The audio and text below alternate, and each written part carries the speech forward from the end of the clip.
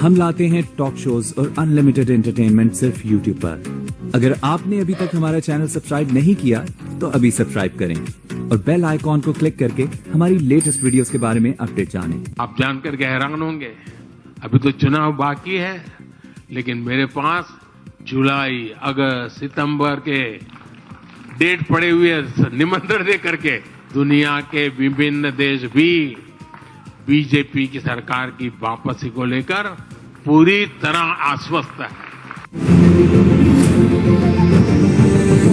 इस एक तस्वीर ने दुनिया के कई देशों में बवाल मचा दिया है।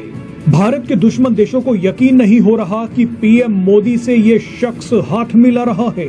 तुर्की और पाकिस्तान में तो बवाल मच गया है। बवाल तो होगा ही क्योंकि प्रधानमंत्री नरेंद्र मोदी राष्ट्रपति भवन में अपने एक खास दोस्त से मिल रहे हैं। पीएम मोदी का ये दोस्त ग्रीस है। ग्रीस के राष्ट्रपति किरियाकोस मित्सोटाकिस ने भारत में कदम रखते ही बड़ा खेल कर दिया है। आपको बता दें कि ग्रीस पिछले कुछ समय से भारत के दुश्मन तुर्की और पाकिस्तान के पीछे हाथ धोकर पड़ा हुआ है, लेकिन अब ग्रीस भारत में खड़ा है।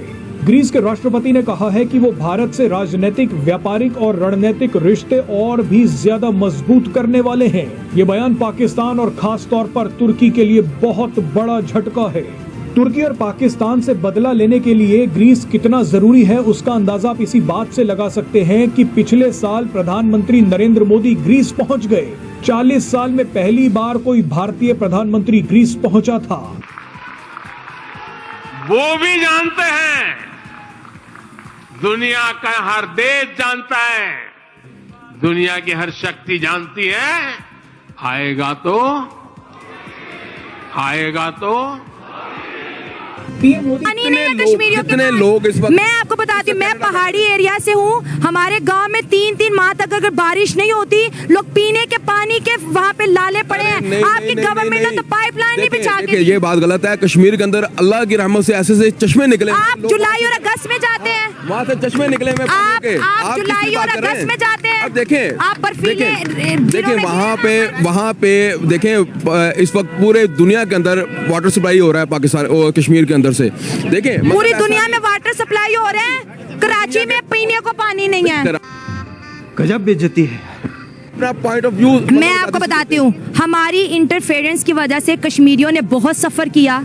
वहाँ पे स्टोन पेल्टिंग हुई, वहाँ की माओ ने अपने जवान बच्चे दफनाए जस्ट बिकॉज ऑफ हमारी वजह से।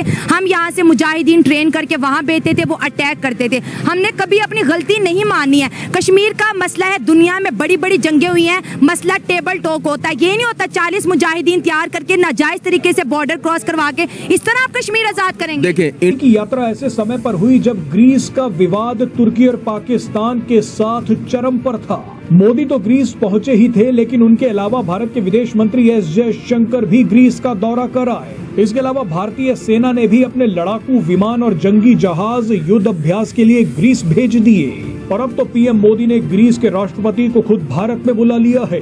भारत ये सब कुछ तुर्की और पाकिस्तान को घेरने के लिए कर रहा है, लेकिन आपके मन में ये सवाल होगा कि भारत ग्रीस के जरिए तुर्की और पाकिस्तान को कैसे लपेटेगा।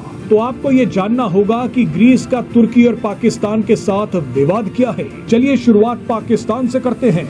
पाकिस्तान के पास 5 सबमरीन हैं। इन सबमरीन को चलाने के लिए जो बैटरी लगती है वो ग्रीस बनाता है। पाकिस्तान ग्रीस से ये बैटरियां खरीदना चाहता है, लेकिन भारत के कहने पर ग्रीस ने पाकिस्तान को सबमरीन की बैटरी देने से मना कर दिया। इतना ही नहीं, जब पिछले साल पीएम मोदी ग्रीस के दौरे पर गए थे, तब ग्रीस की पुलिस ने उस इलाके से पाकिस्तानियों को भगा दिया जहां पीएम मोदी को जाना था। To discuss with Prime Minister Modi, this vast, thriving, giant nation of 1.4 billion people. Elections here in India convincingly challenge any flawed notion that significant scale is a barrier to democracy. You are an example to the world, an example which should be celebrated, a demonstration of how democracy can deliver stronger economic growth. This has been your record for a decade now.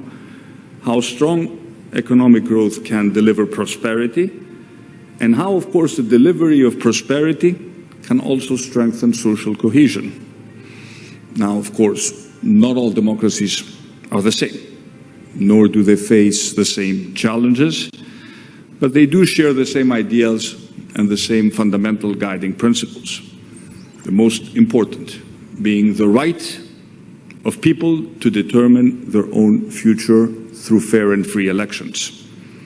And of course, democracies have more than that in common. They're all, in a sense, imperfect. There is no such thing as a perfect democracy. They're all constant works in progress. And they all, of course, face a range of unprecedented threats. And that's why I believe that this year, 2024, will be a definitional year for democracy.